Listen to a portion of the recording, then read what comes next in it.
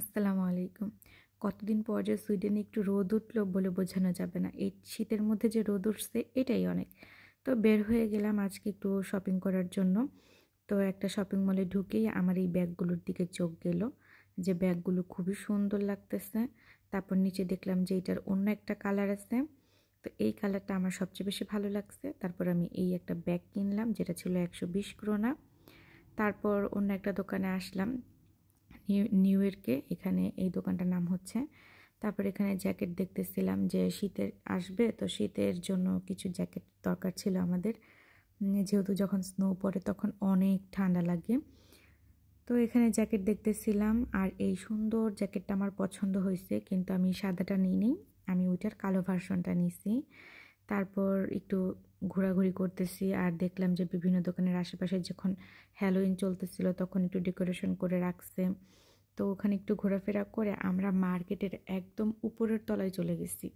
তা আমি বকরকে বলতেছিলাম, তুমি আমাকে এম্পোরিয়া এতবার নিয়ে আসো কিন্তু কখনো উপরে নিয়ে যাও নাই, যে ছাদটা দেখতে কেমন।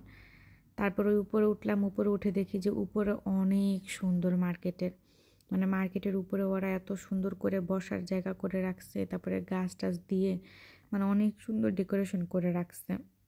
তো এখানে অনেক ভালো লাগতেছিল, কিন্তু প্রচুর ঠান্ডা ছিল, এত ঠান্ডা যে মানে ওখানে দাঁড়াতে পারতেছিলাম না। আর এই যে পুরো ছাদ জুড়ে এরকম সুন্দর সুন্দর গাছ, এই গাছগুলো শুধু আমি এই এম্পোরিয়ার ছাদেই দেখলাম, এছাড়া আমি আর অন্য কোথাও দেখি নাই। আর সামারে যে এত এত ফুল দেখলাম বা এত এত জায়গা ঘুরলাম, কোথাও এরকম কিছু দেখি নাই।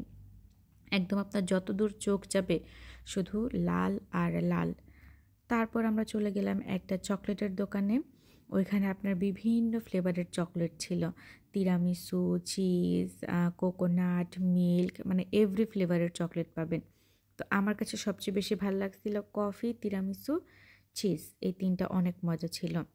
তারপরে এখান থেকে আমি একটা একটা করে সব চকলেট নিতেছিলাম, যে আমরা সবগুলো নিয়ে আমরা ট্রাই করে দেখব যে কেমন, তাহলে পরবর্তীতে আমরা এখান থেকে আর কি কিনবো।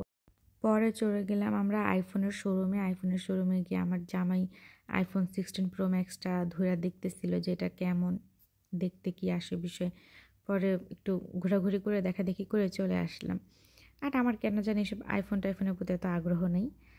তো যাই হোক, এই যে দুজনে মিলে হাঁটতে হাঁটতে বাসায় যাচ্ছি, আর তখন প্রায় সন্ধ্যা হয়ে গেছিল। আর এখন তো শীতকাল, দেখা গেছে আপনার খুব তাড়াতাড়ি অন্ধকার হয়ে যায়, আর গরমকালে তো অন্ধকারই হয় না, এই হলো অবস্থা।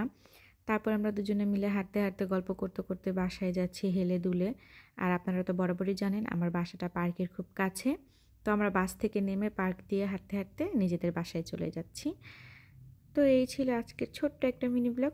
কেমন লাগলো কমেন্টে জানাবেন। সবাই ভালো থাকবেন, সুস্থ থাকবেন, দেখা হবে অন্য কোনো ব্লগে। আর এই যে দেখেন, দেখে মনে হয় যে এটা বিকাল, একদম রাত হয়ে গেছে, রাতের মতো। যেহেতু 5:30 থেকে আমার স্কুলে ক্লাস ছিল, তাই আমি বাসায় গিয়ে আবার রেডি হয়ে বের হয়ে গেছি, আর এখন আমি ক্লাসে বসে আছি। বাই।